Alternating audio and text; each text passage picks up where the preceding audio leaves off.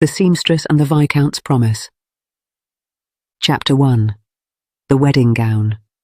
Miss Nell Ashford had sewn for half the ladies in London and been welcomed by none of them.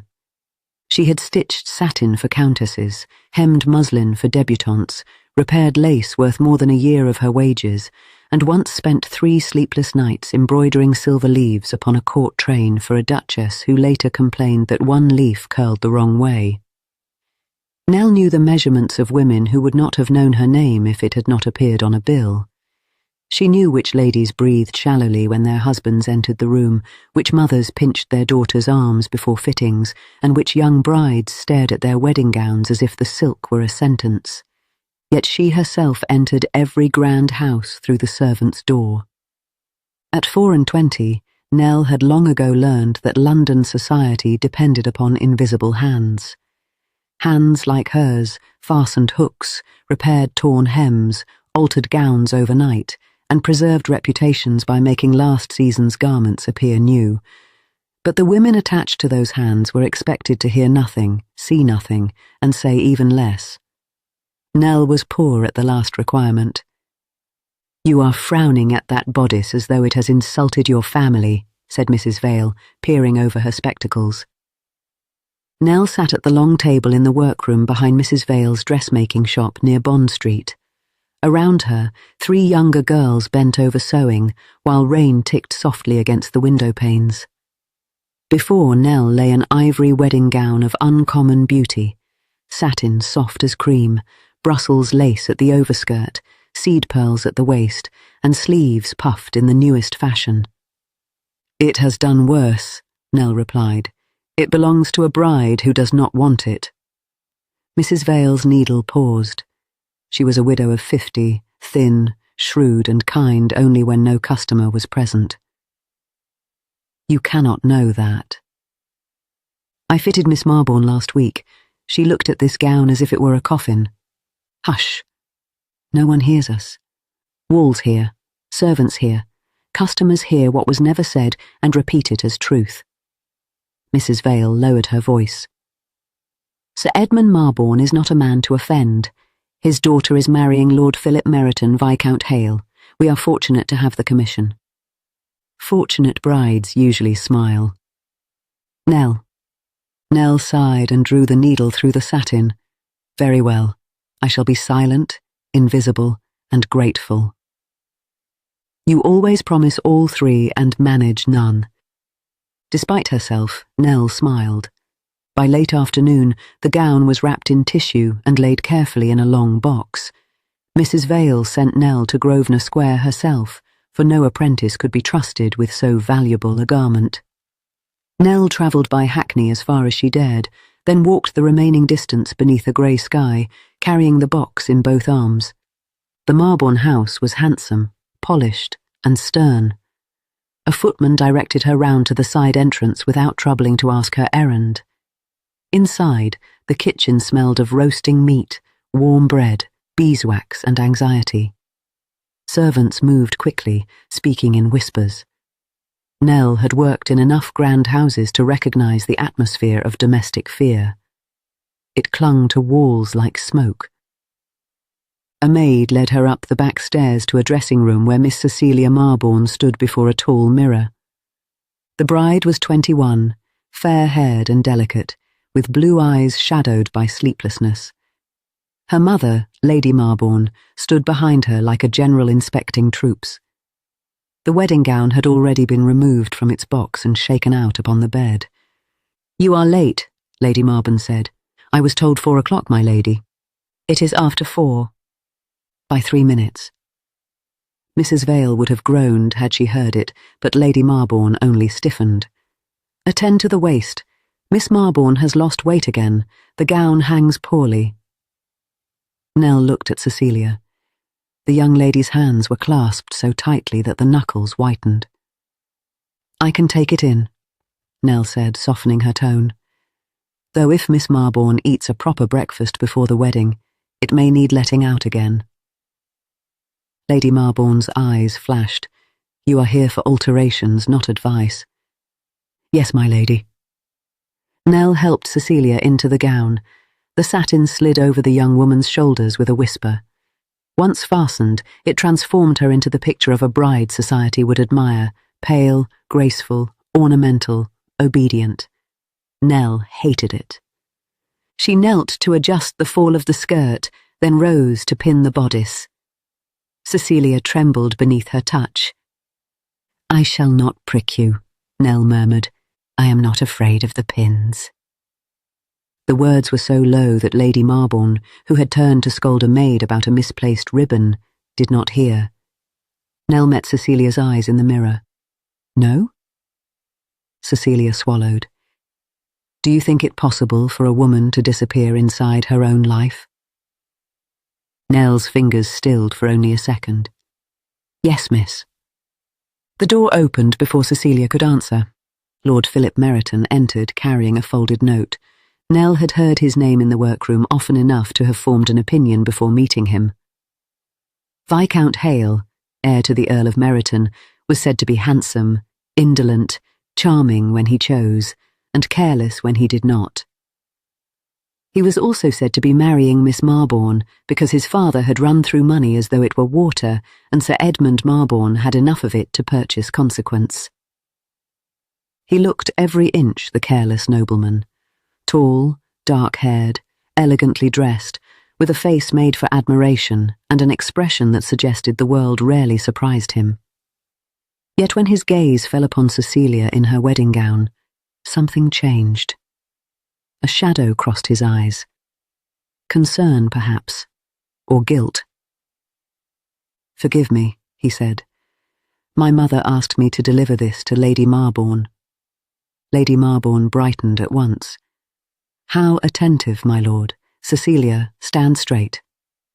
Cecilia obeyed. Philip's mouth tightened. "Miss Marbourne, are you well?" "How kind of you to ask," Lady Marbourne said quickly. "She is merely nervous." "I asked, Miss Marbourne." The room chilled. Cecilia lifted her eyes. "I am well enough, my lord." Well enough is not always well. Lady Marbourne's smile became brittle. "Brides are often overcome by feeling. Then perhaps we should listen when they are overcome." Nell stared at the pearl trim as though it required intense study, but her ears sharpened. Lady Marbourne opened the note, scanned it, and said, "Your mother approves the breakfast arrangements.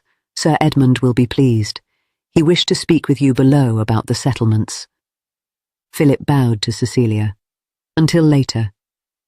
Cecilia did not answer. He left with Lady Marbourne, but the door remained not quite closed. Voices rose in the corridor beyond. Nell should have moved away. She did not. Sir Edmund Marbourne spoke first. "You will not embarrass me again by questioning my daughter before servants and tradeswomen." "I would rather embarrass you than marry a frightened woman," Philip replied. "You will marry her because the agreement is made." "No agreement is honourable if one party has been forced." Sir Edmund laughed softly. "Honour? Your father borrowed from me under 4 different securities and 3 separate lies. Without my money, Meryton Park is lost, your mother is disgraced, and your sisters will have no dowries worth mentioning. Do not speak to me of honour. My father's debts are not Cecilia's duty. Nor are they mine, yet I am prepared to settle them. My daughter brings fortune, you bring title. It is a fair exchange." "And if she refuses?" "She will not." "Why?" A pause followed. Then Sir Edmund said, "Because her brother has made debts of his own. Less respectable debts. Dangerous men hold them. Cecilia knows what may happen to Harry if she proves selfish." In the dressing room, Cecilia made a small sound and gripped the edge of the table. Philip's voice lowered. "You threaten your own daughter with your son's ruin." "I instruct my daughter in duty. You call cruelty by very polished names. And you call weakness conscience. The wedding takes place in 5 days. Remember what depends upon it." Footsteps moved away. Nell looked at Cecilia. The bride was white as the satin she wore. "Miss Marbourne," Nell whispered, Say nothing. Cecilia's voice trembled. Please. Your brother is in danger? Harry gambled. Papa paid the first debts, but there were others. A man named Raskin has them now. Papa says only this marriage can keep Harry safe. Lord Hale's family needs my fortune. My family needs his title. Everyone needs something but me. Nell's heart ached. Does Lord Hale know everything? He suspects, but he is trapped too. Trapped men can still move. Can they? Cecilia looked down at the gown. I feel as though everyone has sewn me into this. Nell glanced at the pins in the bodice. Then seams can be opened. Cecilia looked at her with sudden hope, and Nell regretted the words at once. Hope was dangerous when one had no plan to honour it. I only meant... I know. Cecilia's face closed again. You must forget what you heard. But Nell had never possessed the useful talent of forgetting. When the fitting ended, she carried her empty box downstairs through the servants' passage. Near the side entrance, Lord Hale waited alone, hat in hand. Miss Ashford. She stopped. My lord. You heard. Nell considered denial. Then she considered the misery in Cecilia's face. Enough. Will you repeat it? To whom? People who would believe me, or people who could help? His mouth twitched, not quite a smile. You speak plainly. Plain speech is cheaper than polite speech. Working people can afford it more often. His expression sobered. Is she very distressed? She is being forced into marriage to save two families who have failed her. He flinched. Good, Nell thought. Let truth have teeth. I will not marry her unwillingly, he said. Then do not. If I break the engagement without proof of coercion, Sir Edmund will ruin my family and perhaps her brother. And if you do not break it, you ruin her. The words hung between them. Philip looked at her not as a lord might look at a seamstress, but as a man confronted with judgment. You are right. Nell was startled into silence. I have been telling myself sacrifice is honour, he said. Perhaps I liked the sound of it because it made cowardice respectable. The honesty unsettled her. She had expected arrogance, perhaps irritation. She had not expected humility. I hope you find courage quickly, she said. Miss Marbourne has little time. He bowed. Thank you, Miss Ashford. She stepped past him into the damp London evening, but his voice followed. And you? Have you never wanted something beyond the place others gave you? Nell turned. Every day, my lord, but wanting does not pay rent. Then she left him standing beside the servants' door, the fine gentleman and the plain truth both looking lonelier than before. Chapter 2. The Missing Bride. 2 days later, Lady Marbourne sent for the veil, or rather, Lady Marbourne sent for someone to blame because the veil could not be found. The summons arrived at Mrs. Vale's shop with all the urgency of a fire. The lace veil, an heirloom apparently older than affection, had vanished from the Marbourne dressing room. Lady Marbourne insisted it had been packed with the gown. Mrs. Vale insisted it had not. Since neither woman could insult the other directly without risking custom or consequence, Nell was dispatched to Grosvenor Square to clarify the matter. I am being sent as a peace offering, Nell said, tying her bonnet. You are being sent as an employee, Mrs. Vale replied. Do not offer opinions. Do not look clever. Do not become involved. I shall attempt all three. Attempt harder. When Nell reached the Marbourne house, she found it in chaos. Servants hurried up and down stairs. A maid cried in the hall. Lady Marbourne stood in the dressing room, flushed with temper, while Sir Edmund's voice thundered somewhere below. The wedding gown hung untouched, but the veil was absent. Search her box, Lady Marbourne commanded the moment Nell entered. Nell stiffened. My box is at Mrs. Vale's shop. Then search her pockets. My lady, You were the last tradeswoman here. I was never alone with the veil because I never saw it. Lady Marbourne's eyes narrowed. You were alone with my daughter. Only while fitting the gown. You spoke to her. Nell held her gaze. Most fittings require speech. Before Lady Marbourne could answer, a maid burst in, trembling. My lady, Miss Cecilia is not in her room. The silence that followed was worse than the shouting. Lady Marbourne turned slowly. What do you mean? Her cloak is gone, and the small travelling case. The maid saw her before breakfast, but not since. Sir Edmund appeared in the doorway. His face was dark with rage. Find her! Nell's stomach turned cold. Cecilia had fled. For one brief, wild instant, Nell felt relief. Then she saw Lady Marbourne's gaze settle upon her like a knife. You helped her. No. You filled her head with defiance. I did not. Sir Edmund stepped forward. You heard too much the other day. I saw your face. Where has she gone? I do not know. Liar. Nell's hands curled at her sides. I did not help Miss Marbourne leave, but if she has gone, perhaps you should ask why your daughter feared staying. Sir Edmund raised his hand, not to strike, perhaps, but to point, to command, to silence. Before he could, Lord Hale entered. He looked as though he had come in haste. His hair was windblown, his coat unfastened, his face pale. What has happened? My daughter has been abducted by foolishness and assisted by insolence, Sir Edmund snapped. Philip looked at Nell. Miss Ashford? I know nothing of where she has gone. He believed her. She saw it at once. Sir Edmund saw it too. Do not be deceived by a pretty show of innocence. Search her rooms. Question the woman who employs her. I will have Cecilia returned before nightfall. Philip stepped between them. You will not threaten Miss Ashford. She is a seamstress. She is a person under accusation without evidence. Sir Edmund laughed. Do you intend to ruin yourself for a tradeswoman? Philip's face hardened. No, I intend not to ruin myself further by cowardice.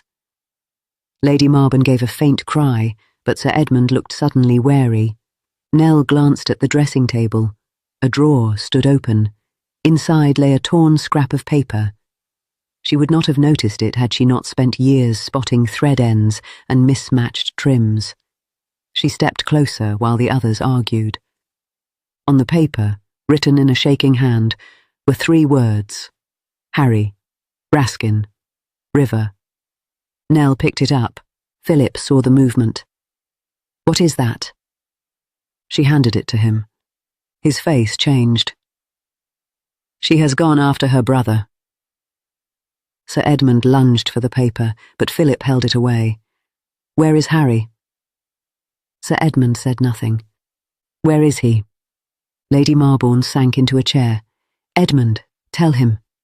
Sir Edmund's jaw worked. Raskin sent word last night. Harry was taken to a house near Wapping. I intended to settle it after the wedding. After? Philip stared at him.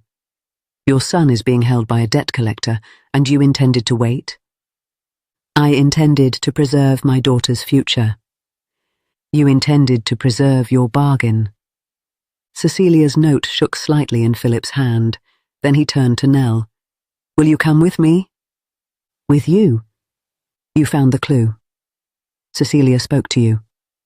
If we find her, she may trust you before she trusts any of us. Mrs. Vale's warnings rang through Nell's mind. Do not become involved. Do not be noticed. Do not let great people use you and discard you. But Cecilia had gone alone to men who frightened even her father. I will come, Nell said. Sir Edmund's face darkened. You will do no such thing. Nell looked at him. You have mistaken command for right, sir. I am not your daughter. Philip's carriage was brought round. Nell climbed into it before anyone could change their mind. As the horses moved off, she folded her hands tightly in her lap to hide their trembling. Philip noticed. "You are afraid," he said. "Yes. Yet you came. Fear is not always a reason to stay behind." He looked at her with quiet respect. "No, it is not." They began near St. James's, where Harry Marborn had lodgings paid for by his father and debts paid for by no one. His rooms were empty, save for a frightened valet who admitted Harry had been taken 2 nights earlier by men belonging to Captain Raskin. From there, Philip visited a gaming house while Nell waited in the carriage among fog, wheels, and passing faces. When he returned, his expression was grim. "Raskin keeps a house near the river. He lends money to young fools, then sells their fear to older ones." Would Cecilia go there? If she thought Harry was there, yes. Then so must we. The city changed as they drove east. Polished squares gave way to narrow streets, damp warehouses, taverns, and the thick smell of mud and tar. Nell had known poverty all her life, but this part of London carried danger differently. It leaned from doorways and watched from windows. Raskin's house stood near the wharves, respectable enough to avoid notice, and sinister enough to deserve it. A broad man opened the door and blocked the entrance. "Captain Raskin is not receiving." Philip's voice was cold. "He will receive me." He said no visitors. From somewhere above came a muffled cry. Nell's heart lurched. That was a woman. Philip stepped forward. "Move." Perhaps it was his rank. Perhaps it was his expression. The man moved. They climbed the stairs quickly. A door stood ajar at the top. Inside, Cecilia knelt beside a young man slumped in a chair, his lip bruised and his shirt stained. Harry Marborn looked more ashamed than injured, which Nell considered a mercy. Captain Raskin stood near the mantel. He was a thin, silver-haired man with cold eyes and exquisite manners. "Lord Hale," he said, "how tiresome of you to arrive before matters concluded." Philip entered. "Miss Marborn, are you harmed?" "No." Cecilia clutched Harry's hand. "But Harry—" "Harry owes money," Raskin said. "A common condition, though rarely a dignified one." Philip's gaze moved to the small jewel casket on the table. "Cecilia, what is that?" She flushed. "Mamma's jewels. I thought if I paid him—" "Mostly paste," Raskin said. "Touching, but insufficient." Nell looked at the casket, then at Raskin. "You never meant to accept payment from her." His cold eyes shifted to her. "And who are you?" "A woman who understands bad bargains." Philip glanced at her, but she kept her attention on Raskin. "You wanted her frightened," Nell said. "Frightened enough to go home and marry. Then Sir Edmund pays you for silence, Harry's release, and Cecilia's obedience." Raskin smiled faintly. "A sharp little needle. I have had practice finding rot beneath fine cloth." Harry groaned. "I am sorry, Celia." Cecilia's eyes filled. "Be sorry later. Stand if you can." Raskin moved toward the door. Philip stepped in front of him. "You will let them leave," Philip said. "Will I?" "You will send every note, debt and account relating to Harry Marborn to my solicitor by noon tomorrow. Any legitimate sum will be examined. Any false charge will be challenged." Raskin laughed softly. "Your father's debts make you a poor judge of false charges.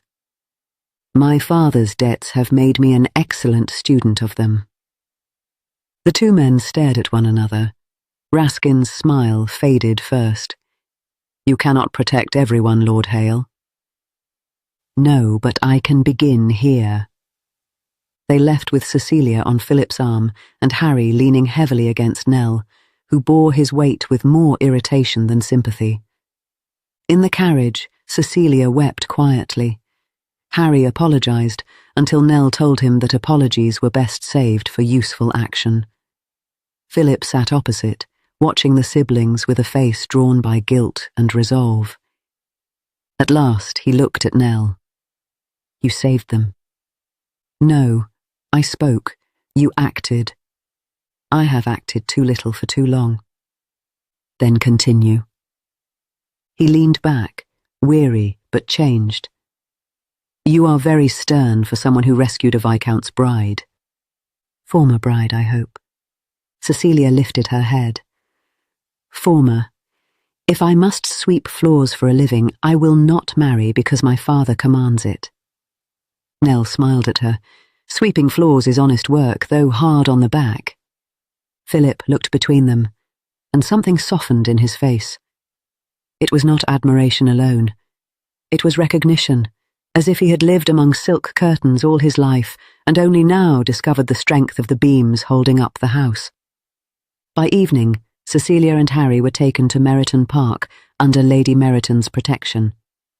Philip insisted Nell return to Mrs. Vale's shop in his carriage. "You must allow me to explain matters publicly," he said, as they reached Bond Street.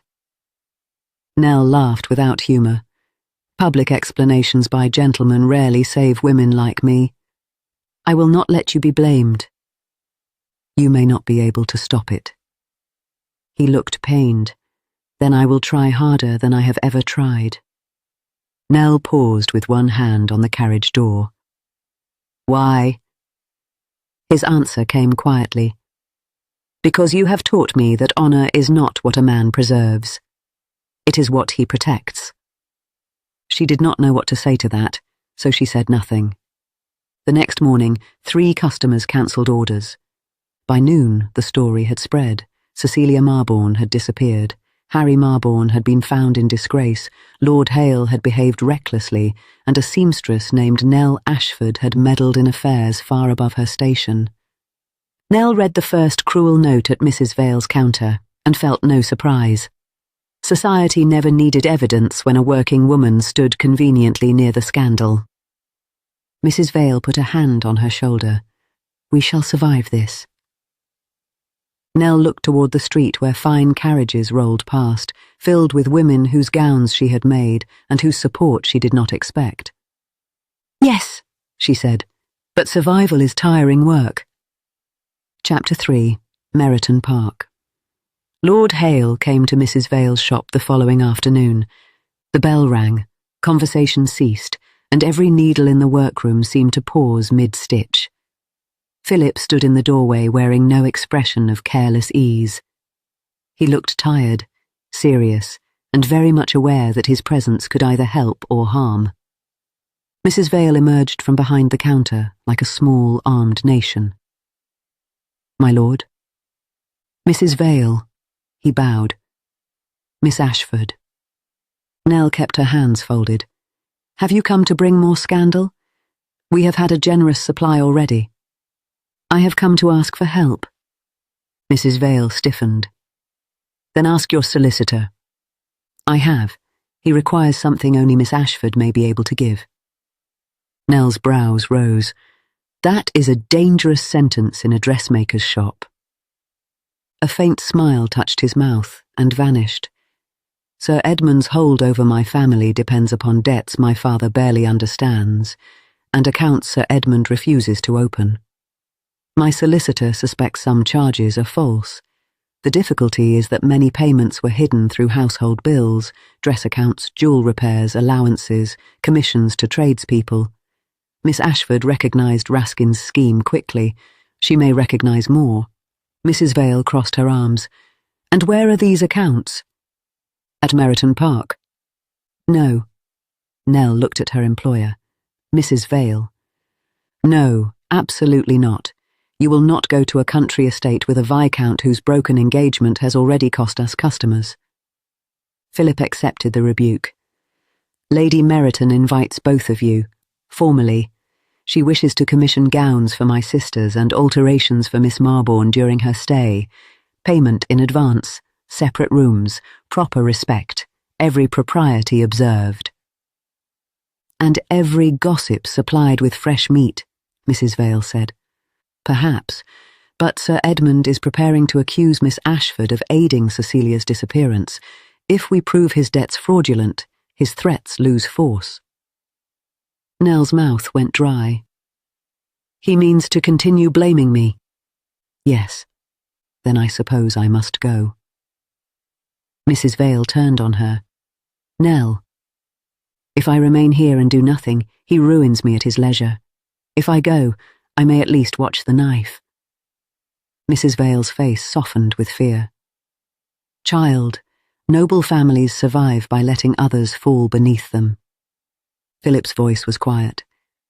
Then let this one learn differently. Nell looked at him. She wanted to distrust him. It would have been safer. But he had stood between her and Sir Edmund. He had gone to Raskin's house. He had taken Cecilia away, not as a possession recovered, but as a person protected. Very well, she said, but I go as Mrs. Vale's employee, not your guest. Of course. And I will not be hidden below stairs when the truth concerns me. No. And if your mother looks at me as though I have brought contagion into her house, I leave. Philip's eyes warmed. My mother is more likely to ask whether you have eaten. Mrs. Vale muttered, That remains to be seen. 2 days later, Nell travelled to Surrey in Mrs. Vale's company with trunks of fabric, account books, and enough anxiety to supply the entire county. Meryton Park surprised her. She had expected grandeur without warmth. Instead, she found a handsome estate worn thin by neglect and worry, long windows in need of paint, gardens recovering from poor attention, carpets faded by sunlight, and servants whose loyalty seemed mixed with exhaustion. The house had dignity, but not ease. Lady Meryton received them in the drawing-room. She was a graceful woman with silver in her dark hair and sadness in her eyes. Philip stood beside her, not as a lord presenting tradeswomen, but as a son hoping his mother would prove worthy of his faith. Mrs. Vale, Miss Ashford. Lady Meryton took both their hands. You are welcome here. My son tells me we owe you more than courtesy. Nell curtsied. My lady, I did only what circumstances required. Few people do even that. Cecilia entered then, pale, but steadier than before. She embraced Nell with sudden affection, causing Mrs. Vale to blink. I am so sorry, Cecilia whispered. All this blame has fallen on you because of me. No, Nell said. It has fallen because your father threw it. Lady Meryton's mouth curved. A useful distinction. The days that followed were unlike any Nell had known. By morning, she worked openly with Lady Meryton and Mrs. Vale on gowns for the Meryton sisters, 2 lively girls who treated Nell with shy admiration after hearing she had faced Captain Raskin without fainting. By afternoon, she sat in the library with Philip and his solicitor, Mr. Havers, examining ledgers. By evening, she returned to her room so tired that even worry could not keep her awake. The accounts were a forest of deceit. Sir Edmund had purchased several of the Earl of Meryton's debts, then added false charges through intermediaries. Payments to Raskin appeared under harmless headings: lace, imported trim, French gloves, carriage repairs. There were commissions listed to dressmakers who had never existed and jewellers whose addresses led to empty rooms. Nell recognised patterns because she understood bills as men of rank rarely did. She knew the cost of fabric, the rhythm of orders, the difference between extravagance and invention. This charge is false, she said one afternoon, tapping a page. Philip leaned closer. How can you tell? No bride orders mourning lace in June for a ball gown delivered in May. Mr. Havers blinked. I confess that would not have occurred to me. It would not occur to most men. That is why Sir Edmund hid it there. Philip looked at her with undisguised admiration. You see everything. No, she said, only what others ignore. His gaze held hers a moment too long. Nell looked away first. It was dangerous, this growing awareness of him. In London, he had been a nobleman with a troubled conscience. At Meryton Park, he became a man in motion, rising early to meet tenants, speaking with his mother over accounts, apologising to servants for economies he had never noticed, sitting beside Harry Marborn until the young man could confess the whole miserable catalogue of his debts. Nell watched him change, and worse, she liked him for it. One evening, she found him alone in the library, staring at a portrait of his father. "The Earl?" she asked. "My father at 30. Before debt made charm his only occupation. He was handsome. Yes, people forgave him for it. People often do." Philip smiled faintly, then sighed. "I used to think my family's troubles were misfortune. Now I see how much of misfortune is merely neglect wearing a sad expression." Nell stood beside the table, unsure whether to leave. He turned to her. "Your father was a tailor, you said." "Yes." "Did you learn from him?" "At first, he used to let me sort buttons, then threads, then scraps. By 12 I could set a sleeve better than his apprentice. By 14 he was gone, and cleverness became income." "And your mother?" Her eyes failed from fine work. "She lives with my aunt in Deptford. I send what I can." "That is why you endure difficult customers." "That is why I endure many things." He was silent for a moment. "Do you never tire of being brave?" The question reached too tender a place. Nell's ready wit deserted her. "Yes," she said. "Often." Philip's face changed. He did not pity her. She could not have borne that. He looked as though he had been trusted with something fragile and did not know whether he deserved it.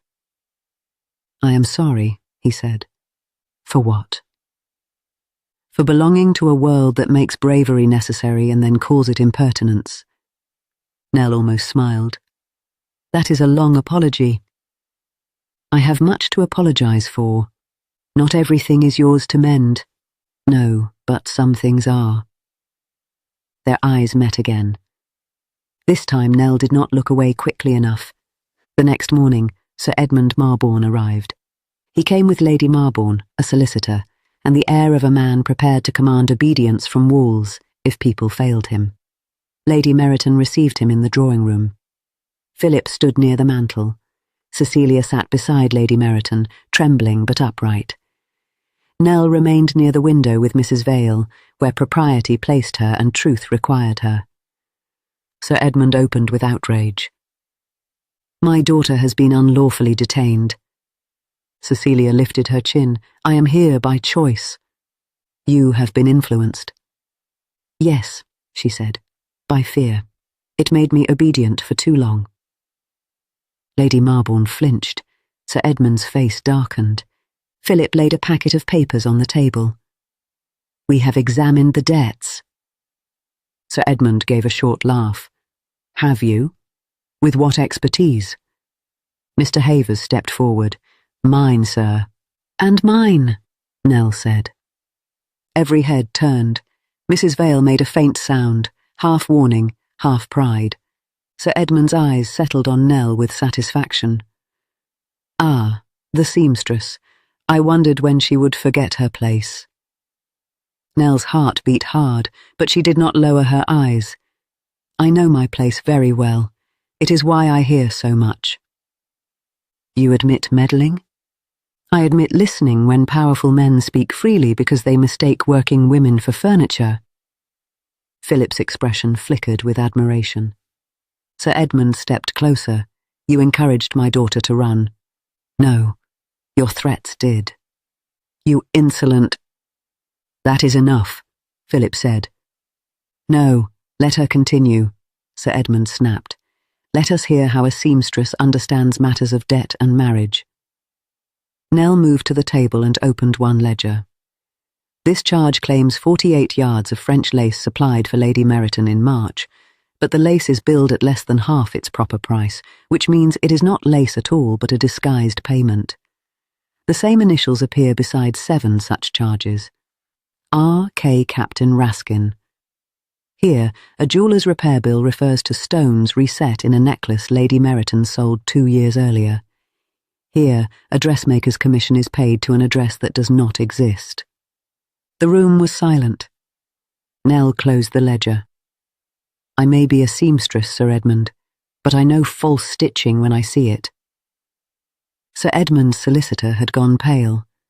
Philip placed another document beside the ledger. Copies have been sent to London. If you attempt to accuse Miss Ashford, coerce Cecilia, or collect false debts, the matter becomes public. Sir Edmund looked at him. You would expose your own father. Philip's jaw tightened. I would expose yours first. Lady Marbourne whispered, Edmund, stop. But Sir Edmund was staring at Cecilia now. You would ruin your family. Cecilia's voice shook, but she answered, No, I'm trying to save what is left of it from you. For the first time, Sir Edmund had no reply. He left Meryton Park less triumphant than he had entered it. That evening, rain passed over the estate and left the gardens shining. Nell walked beside a low stone wall where roses nodded under drops of water. She needed air. She needed distance. Most of all, she needed to remember who she was before Lord Philip Meryton's respect became dearer than safety. He found her there. Miss Ashford. She turned. My lord. You were magnificent today. I was angry. Can a woman not be both? Despite herself, she smiled. You are learning. I have an excellent teacher. The warmth between them frightened her more than Sir Edmund's threats. Philip came closer but stopped before impropriety. Nell. She drew a breath. Do not. He stilled. My lord, please do not say what I think you mean to say. His voice was low. And if silence becomes dishonest, then let us endure dishonesty a little longer. I love you. The words landed softly, devastatingly. Nell turned away. The wet roses blurred before her. Philip continued, I do not say it from gratitude, nor rebellion, nor pity. I love your courage, your wit, your honesty, your refusal to vanish simply because the world commands it. I love you, Nell Ashford, and if you could care for me. I do care for you, she said, and hated the break in her voice. That is why this cannot be. He took one step, then stopped. Why? Because you are a Viscount. That is an accident of birth. It is not an accident to the world. It decides where you sit, whom you marry, whose mistakes are forgiven, and whose smallest error becomes disgrace. I would marry you. And society would call me ambitious, calculating, improper. Your sisters would suffer. Your mother would be pitied. Every room I entered would turn cold. I would stand beside you. Yes, and I would still be the one they blamed. She faced him then. You can survive scandal because you have rank beneath you like stone. I have work, reputation, a room I pay for. If those break, I fall. His face tightened with pain because he knew she was right. I would protect you, he said. You cannot protect me from being looked down upon by people whose approval governs your life. It need not govern mine. Not today, but in a year, in 5, when your children are whispered about, when old friends withdraw, when every kindness to me becomes proof of your noble sacrifice. She shook her head. I will not be your act of conscience. You are my heart. Tears burned her eyes. Do not make it harder. He said nothing. The silence hurt more than argument. I leave tomorrow with Mrs. Vale, she said. The accounts are sufficient. Cecilia is safe. My work here is done. My feelings are not work. No, they are the danger. She walked back to the house before he could answer. The next morning, Nell left Meryton Park. Philip stood at the door beside his mother, pale and silent. Lady Meryton embraced her. Cecilia wept. Mrs. Vale watched everything with sharp, sorrowful eyes. Philip bowed over Nell's hand but did not press it. "Thank you, Miss Ashford," he said. "Goodbye, my lord." As the carriage rolled away, Nell did not look back until the house was nearly lost among trees. When she did, Philip was still standing there. Chapter 4. A Seam Made Strong. London did not forgive quickly, but it became bored sooner than Nell expected. Within a fortnight, the worst whispers moved on to fresher scandals. Sir Edmund Marbourne retreated from public life under the respectable excuse of ill health. Captain Raskin left London rather suddenly. Harry Marbourne entered a clerkship under Mr. Havers, where his wages were modest and his supervision severe. Cecilia went to Bath to live with an aunt who possessed both kindness and a talent for refusing visitors. Mrs. Vale's shop survived. Indeed, once Lady Meryton's prepaid commissions arrived and two influential ladies quietly praised the workmanship, business improved. Customers who had cancelled returned with explanations so thin that even the apprentices saw through them. Mrs. Vale accepted their orders and raised her prices. "You are becoming merciless," Nell observed. "I learned from aristocrats," Mrs. Vale said. "Only I give better value." Nell worked, ate, slept, and told herself that peace was the same as contentment. She sewed sleeves, fitted bodices, corrected apprentices, sent money to her mother, and refused to read every newspaper item that mentioned Lord Hale. Mrs. Vale read them aloud anyway. "He has settled the honest debts," she announced one morning. Nell kept stitching. "Has he?" "Sold land to do it, challenged the false claims. His father has gone permanently to the country. Lady Meryton is receiving visitors again." "Good. Miss Marbourne has refused a baronet in Bath." "Better. Lord Hale has not married." The needle paused. Mrs. Vale watched her over the rim of her spectacles. "Very interesting." "Not to me." "No, I see your indifference has stabbed that hem quite crookedly." Nell unpicked the stitch in silence. Weeks passed. Spring warmed into early summer. Then, one morning, a letter arrived, addressed in an elegant feminine hand. Nell recognized Lady Meryton's seal. She opened it with fingers that were not as steady as she wished. "My dear Miss Ashford, I hope you will forgive the liberty of this invitation. My daughters and I are establishing a school at Meryton Park for girls who must earn their living by needlework, service, shop work, or household management.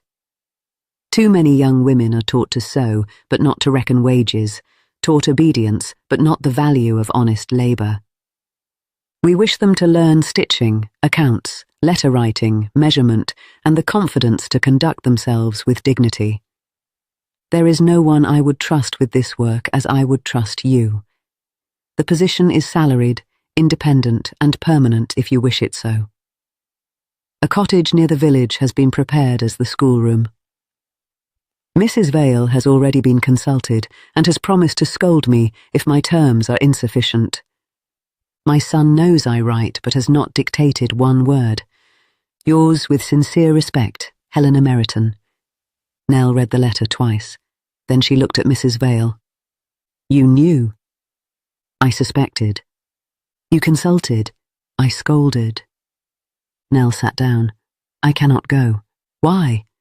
"Because he is there." "Yes." "Because I refused him." "Yes." "Because my heart is not a parcel to be carried back to Surrey because his mother offers employment."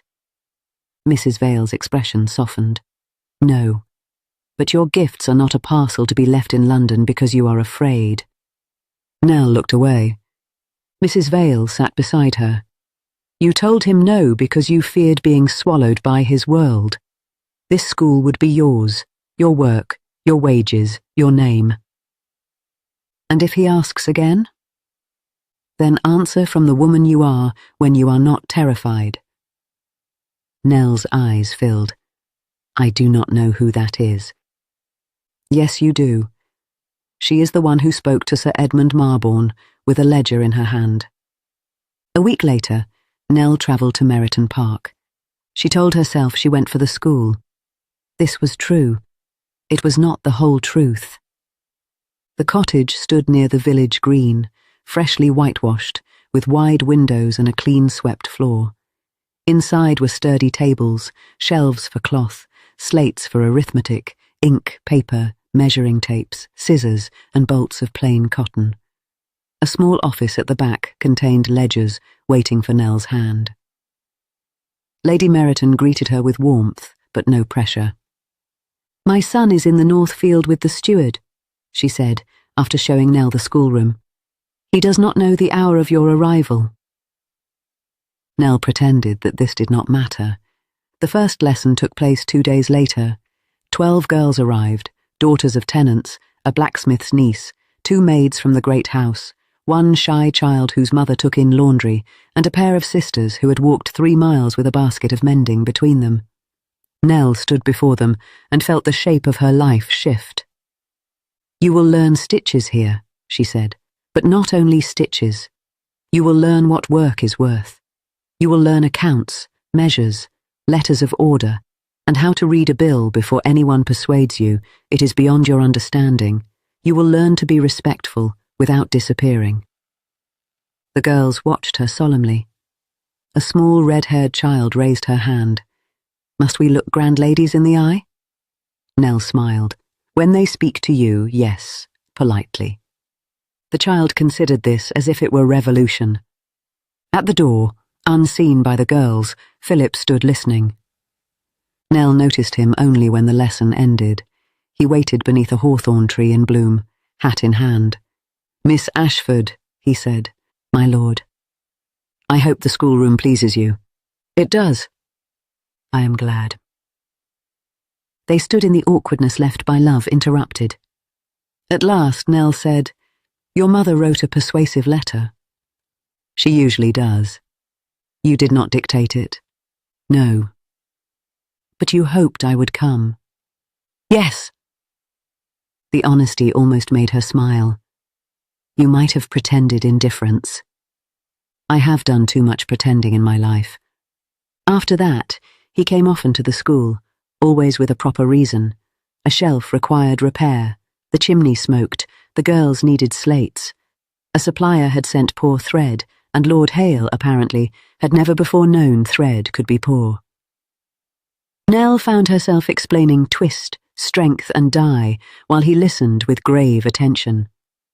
One afternoon, little Bess, the red-haired child, informed him that his cuff button was loose. "Miss Ashford could mend it," Bess said. "Miss Ashford has greater responsibilities," Philip replied. "Could you teach me?"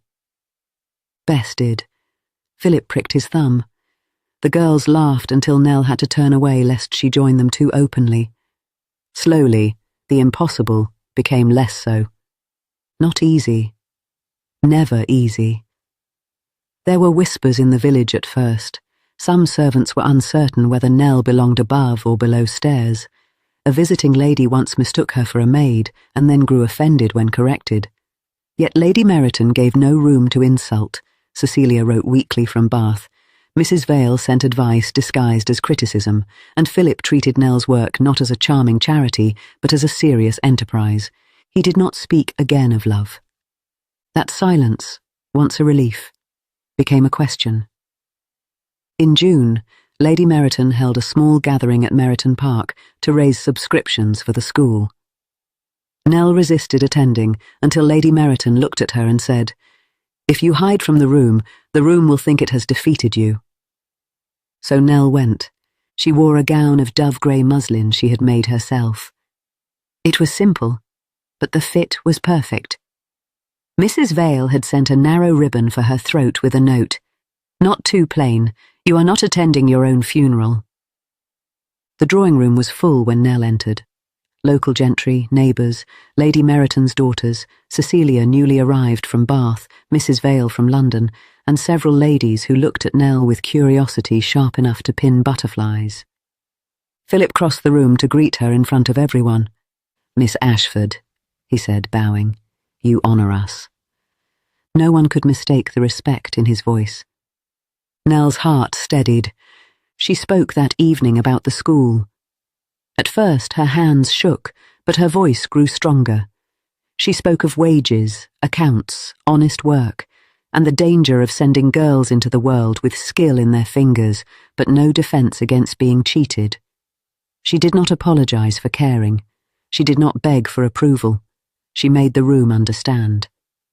By the time she finished, the rector's wife had promised slates, Sir John Elbury offered winter firewood, and a lady who had arrived sceptical asked whether her own maid might attend the accounts lessons. Mrs. Vale wept openly and denied it when accused. Later, Nell stepped onto the terrace for air. The summer dusk lay soft over the gardens. Lanterns glowed in the trees, roses scented the warm evening. Philip joined her. "You were splendid," he said. "I was frightened." "I know." She looked at him. "You always seem to admire me most when I am terrified." "I admire you because you continue." The words settled between them. From inside came laughter, music, the murmur of a room that had not defeated her after all. Philip's voice softened. "I have kept silent because I promised myself I would not press you." "I know." But silence has begun to feel like cowardice again. Nell's breath caught. "I love you," he said. Still, more now than before. Not because you saved Cecilia, or exposed Sir Edmund, or made me ashamed enough to become better. I love you because you are yourself with a courage I will spend my life honouring if you permit it. She looked out over the garden. "I was afraid loving you would make me disappear." "I know. I was afraid your world would swallow mine." "I know. And what has changed?" "You have built something here that belongs to you, not to my title, not to my mother's generosity, not to gossip, to you. If you marry me, I will not ask you to leave it. I will not ask you to become ornamental. I will not use love as a polite name for possession." Nell turned to him fully. "And society? It will talk, yes. It will judge. Yes. It will wound us sometimes." She swallowed. Philip continued. "I cannot promise ease. I can promise that you will never stand alone in it. I can promise that your work remains yours, your name honoured, your judgment valued, and your courage never treated as a novelty for drawing-room amusement. I can promise partnership." Nell's eyes filled. "That is a serious promise." "I am a serious man now. You made certain of it." She laughed through tears. He smiled then, hopeful and uncertain. "If I say yes," she said, "Mrs. Vale makes the gown." "Of course. And the school continues." "Always. And I keep my own accounts. I would not dare interfere. And when you are foolish, I will tell you. I depend upon it." She held out her hand. "Yes, Philip." For a moment, he simply stared, as if joy had struck him speechless. Then he took her hand carefully, reverently, as though every callus were a jewel. Inside, Cecilia saw them first, then Lady Meryton, then Mrs. Vale, who began crying again and declared to anyone listening that she had known from the beginning, which was only partly true. There was scandal, naturally. There were letters of disapproval, visits of curiosity, invitations withheld, and invitations offered precisely because others had withheld them. Some called the match romantic, others unsuitable, a few disgraceful, and several secretly admirable. Nell heard enough to know she would never be fully forgiven by those who believed birth should remain unchallenged, but she was no longer asking their pardon. The wedding took place in the village church at Meryton Park. Lady Meryton wore blue. Cecilia stood beside Nell, no longer pale with fear, but bright with affection. Harry attended soberly and quietly, still earning back trust one day at a time. Mrs. Vale presided over the gown with the authority of a field marshal. It was not satin. Nell had chosen ivory muslin, fine but simple. Mrs. Vale cut the bodice. The schoolgirls embroidered tiny leaves along the hem. Nell finished the sleeves herself because some seams must pass through one's own hands. When she entered the church, Philip turned. There was no careless lord in him now, no mask, no resignation, only love, steady and astonished. Nell walked toward him without lowering her eyes. The world beyond the church doors remained imperfect. It would still measure worth by name, fortune, and birth. It would still mistake gentleness for weakness and labor for invisibility. But within that church stood people who knew better. A bride who had refused to be bought, a mother who had chosen courage over comfort, a dressmaker who had risked her business for love, and 12 girls who watched their teacher become a viscountess without ceasing to be herself. Philip took Nell's hand. They made their vows clearly. Not a bargain, not a rescue, not a surrender dressed in lace, a promise. And Nell, who had spent her life making seams strong enough to hold under strain, understood at last that love was not the silk that hid a wound, nor the ornament stitched on for show. Love was the joining, the honest seam, the visible place where two separate lives met, were tested, and held. When she and Philip stepped out into the summer light, the schoolgirls scattered petals from their baskets. Mrs. Vale wept into her handkerchief. Cecilia laughed. Lady Meryton smiled as though the house itself had been restored, and Nell Ashford, seamstress, teacher, wife, and woman of her own making, walked beside the man she loved into a future neither rank nor scandal could unpick. The end. My dear listener, I thank you most sincerely for keeping company with this tender tale of the heart. It is my fondest hope that this Regency romance has brought you a measure of comfort, delight, and quiet reflection, as our dear characters journeyed through sorrow, hope, devotion, and the promise of enduring love. If this clean historical romance has pleased you, I would be most grateful if